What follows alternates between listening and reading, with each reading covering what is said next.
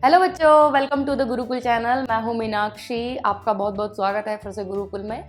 आज हम एक बहुत ही छोटे से टॉपिक के बारे में बात करने वाले हैं, इरिथ्रोब्लास्टोसिस फीटलिस। इसका दूसरा नाम हीमोलाइटिक डिजीज इन न्यूबॉर्न भी कहा जाता है।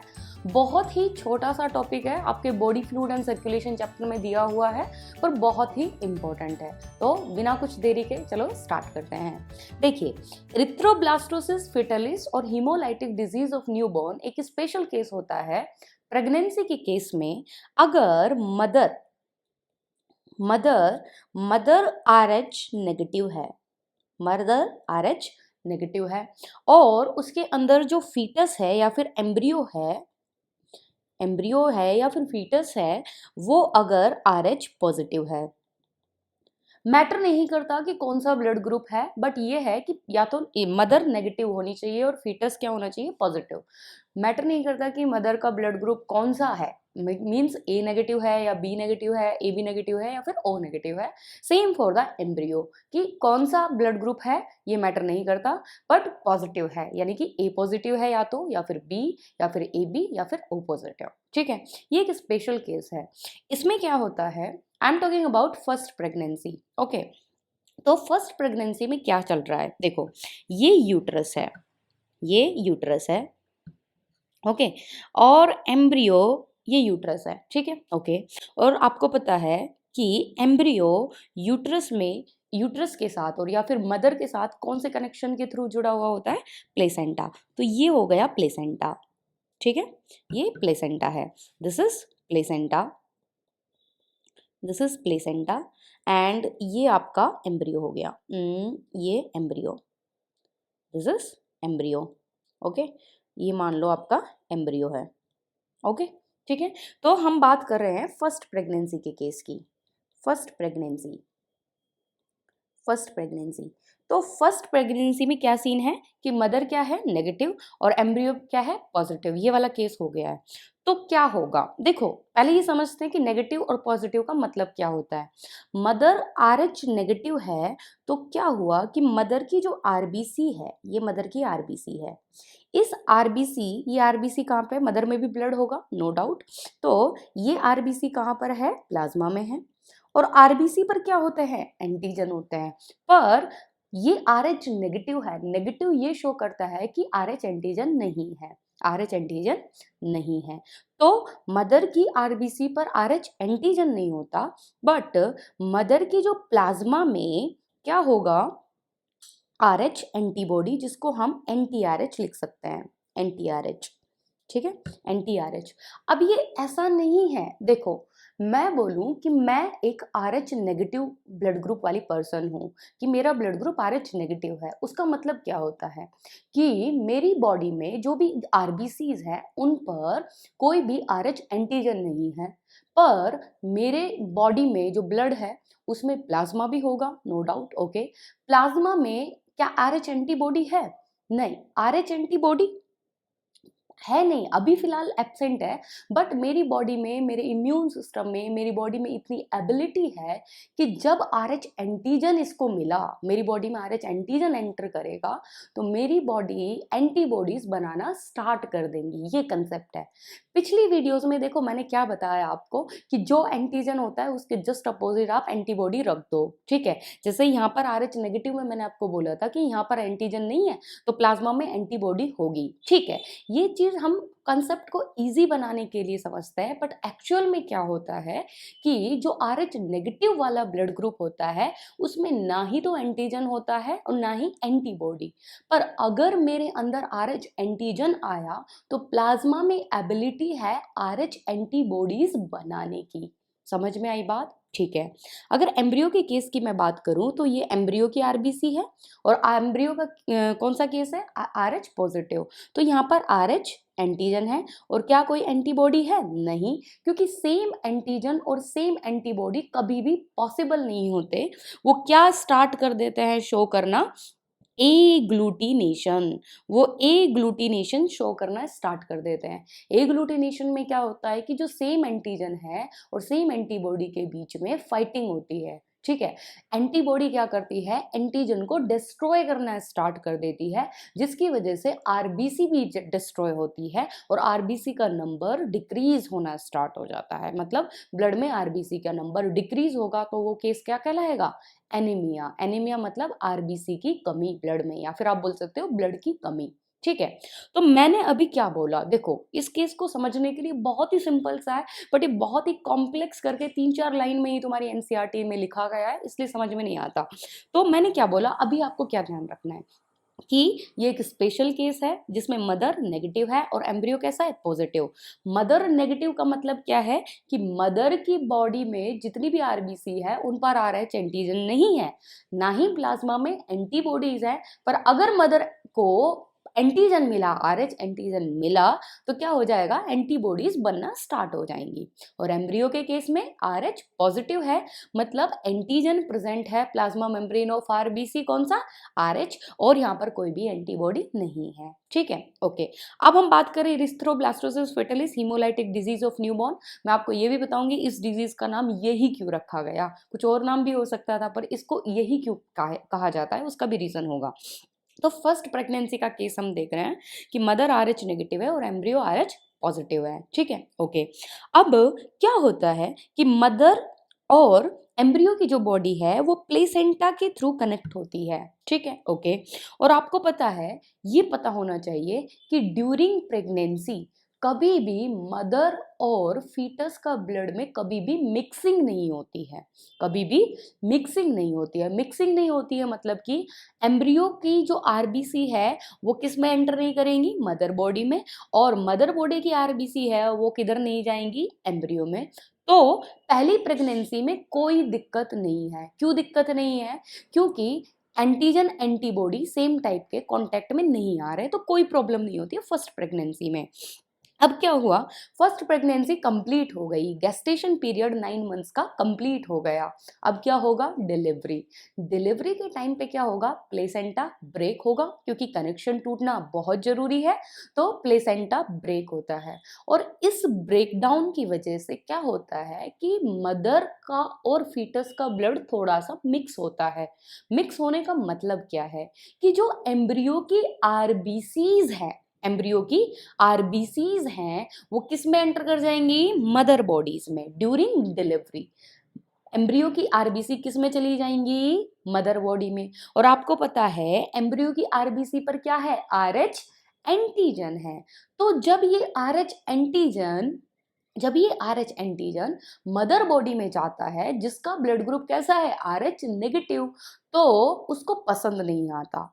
मदर बॉडी को ये आरएच एंटीजन बिल्कुल भी अच्छा नहीं लगता, तो वो क्या करना स्टार्ट कर देते हैं, आरएच एंटीबॉडीज स्टार्ट करना, प्रोड्यूस करना स्टार्ट कर देते हैं। आरएच एंटीबॉडीज बनेंगी तो मदर बॉडी में आरएच एंटीबॉडी वो स्टोर हो जाएंगी या एक्टिवेट हो गई, या फिर आप बोल सकते हो स्टोर हो जाएंगी। क्या स्टोर हो गई, RH antibodies, RH antibodies. Okay, RH antibody अब मदर में स्टोर हो गई है। ठीक है, तो पहली प्रेगनेंसी में तो कोई भी दिक्कत नहीं हुई। ठीक है, बट पहली प्रेगनेंसी में कोई दिक्कत नहीं हुई, बट डिलीवरी के टाइम पे, डिलीवरी में भी कोई दिक्कत नहीं हुई। पहले बच्चे ने अच्छे से जन्म ले लिया, बट उसके जन्म लेने की वजह से प्लेसेंटा टूटा, और प्लेसेंटा के टूटने से एम्ब्रियो की आरबीसी मदर बॉडी में एंटर कर गई, और उन आरबीसीज पर क्या था, आरएच एंटीजन। और जब आरएच एंटीजन एंटर करता है मदर बॉडी में, तो मदर का ब्लड ग्रुप कैसा है, आरएच नेगेटिव। आरएच नेगेटिव का मतलब क्या है कि मदर बॉडी में जब भी एंटीजन आएगा आरएच, तो वो उसके अगेंस्ट क्या बनाना स्टार्ट कर देंगी, आरएच एंटीबॉडी। तो मदर बॉडी में ये आरएच एंटीबॉडी स्टोर हो जाती हैं। समझ में आई बात, स्टोर हो जाएंगी। अब ये स्टोर रहती हैं, काफी लंबे टाइम तक रहेंगी। ठीक है, अब मानो कि फीमेल फिर से प्रेग्नेंट हुई, सेकंड प्रेगनेंसी की मैं बात करूं, सेकंड प्रेगनेंसी। तो सेकंड प्रेगनेंसी में क्या केस चल रहा है, सेम केस। ये हो गया यूटरस और ये हो गया placenta. Okay, and this is embryo. ठीक है, और सेम केस है, मदर क्या है इसमें, अभी भी आरएच नेगेटिव, और फीटस क्या है, आरएच पॉजिटिव। ठीक है, और सेम केस है, मदर क्या है इसमें, अभी भी आरएच नेगेटिव, और फीटस क्या है, आरएच पॉजिटिव। ठीक है, और सेम केस है, मदर क्या है इसमें, अभी भी आरएच नेगेटिव, मदर का ब्लड थोड़ी ना बदलेगा, ठीक है। और एम्ब्रियो का ब्लड ग्रुप कैसा है, वो भी मान लो RH पॉजिटिव ही है, ठीक है, ओके। तो क्या हुआ, एम्ब्रियो का ब्लड ग्रुप RH पॉजिटिव है, मतलब कि एम्ब्रियो के अंदर जो RBC है, ये RBC है, उस पर क्या है, RH एंटीजन है, RH एंटीजन है। और अब मदर की बॉडी में क्या प्रेजेंट है, एंटी RH नाम की एंटीबॉडीज प्रेजेंट है, यस और नो। एंटी RH नाम की एंटीबॉडीज प्रेजेंट है मदर बॉडी में, ठीक है, ओके। अब क्या होता है कि ये एंटीबॉडी, देखो सेकेंड प्रेगनेंसी के टाइम पे भी कोई ब्लड मिक्सिंग नहीं होती, ब्लड कभी मिक्स नहीं होता ड्यूरिंग प्रेगनेंसी कोई भी मिक्सिंग नहीं होती मदर और फीटस के ब्लड में, ठीक है। तो अभी भी कोई मिक्सिंग नहीं है ब्लड की, बट एंटीबॉडीज छोटे छोटे मॉलिक्यूल्स होते हैं प्रोटीन्स के, ग्लाइकोप्रोटीन्स के। तो ये जो एंटी RH एंटीबॉडी है, ये क्या करती है, ये प्लेसेंटा को क्रॉस कर जाती है, और क्रॉस करके कहाँ पर एंटर कर जाएगी, एम्ब्रियो में। और एम्ब्रियो में जब RH एंटीबॉडी एंटर कर गई, तो एम्ब्रियो में क्या प्रेजेंट है, RH एंटीजन, ठीक है। और RH एंटीजन को ये क्या करना स्टार्ट कर देती है, डिस्ट्रॉय, ये क्या करना स्टार्ट कर देती है, डिस्ट्रॉय। तो RH एंटीजन डिस्ट्रॉय होता है, कहाँ पर प्रेजेंट है वो, प्लाज्मा मेम्ब्रेन पर। फीटस की जो या एम्ब्रियो की जो प्लाज्मा मेम्ब्रेन है, उस पर जो RH एंटीजन है वो डिस्ट्रॉय होगा। अब वो डिस्ट्रॉय होता है तो प्लाज्मा मेम्ब्रेन डिस्ट्रॉय होती है, और प्लाज्मा मेम्ब्रेन डिस्ट्रॉय होती है मतलब RBC डिस्ट्रॉय होती है। और RBC डिस्ट्रॉय होने से क्या होगा, RBC का नंबर क्या हो जाएगा, बहुत ही कम हो जाएगा, RBC number decreases in foetus. और इसकी वजह से क्या होगा, severe anaemia, severe anaemia, severe anaemia देखा जा सकता है। और साथ साथ में कुछ केसेस में jaundice, severe anaemia and jaundice दोनों डिजीज हो जाएंगे, या फिर दोनों कंडीशन देखी जाती है इस एम्ब्रियो में, ठीक है। तो एम्ब्रियो कुछ केसेस में तो सरवाइव भी नहीं कर पाता है, ठीक है, ओके। तो यही है इरिथ्रोब्लास्टोसिस फिटलिस या फिर हीमोलाइटिक डिजीज ऑफ न्यूबॉर्न।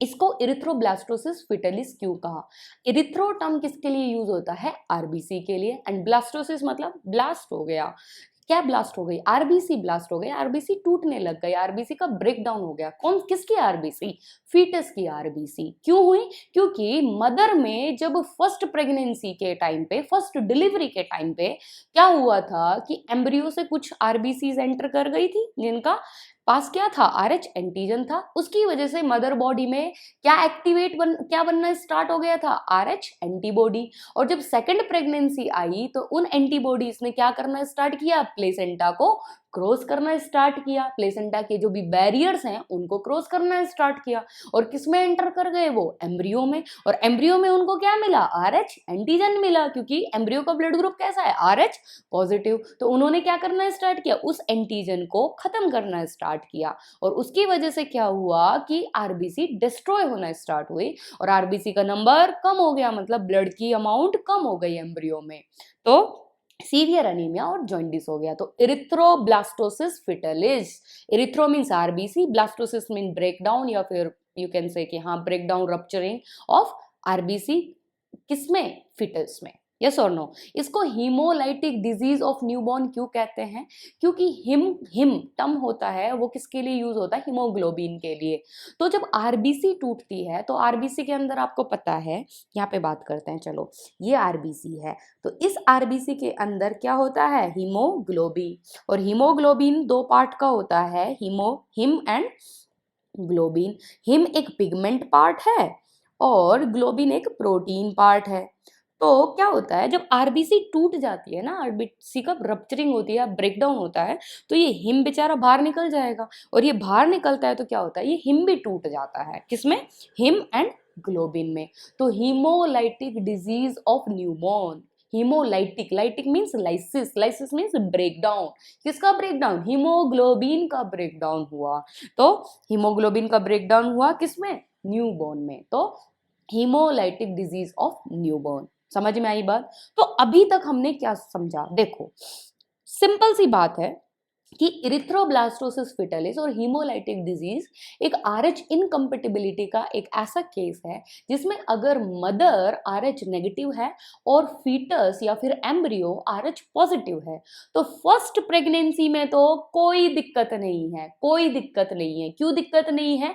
क्योंकि मदर बॉडी आरएच एंटीजन के कांटेक्ट में ही नहीं आई है, तो मदर बॉडी में आरएच एंटीबॉडीज नहीं है, तो वो प्लेसेंटा बैरियर को क्रॉस नहीं करेंगी, तो नहीं करेंगी तो कोई दिक्कत नहीं आई है, ठीक है, क्योंकि ब्लड की मिक्सिंग नहीं होती है ड्यूरिंग द प्रेगनेंसी। बट जब फर्स्ट बेबी का डिलीवरी होता है उस टाइम पे थोड़े बहुत आरबीसी या थोड़ा बहुत ब्लड एम्ब्रियो का किस में चला जाता है? मदर बॉडी में जाता है, जिसकी वजह से क्या होगा, मदर बॉडीज में आरएच एंटीबॉडीज बनना स्टार्ट होगी, या फिर यू कैन से एंटी आरएच एंटीबॉडीज बनना स्टार्ट हो जाएंगी। अब वो स्टोर रहेंगी। फर्स्ट प्रेगनेंसी आराम से हो गई तो फर्स्ट प्रेगनेंसी में कोई दिक्कत नहीं।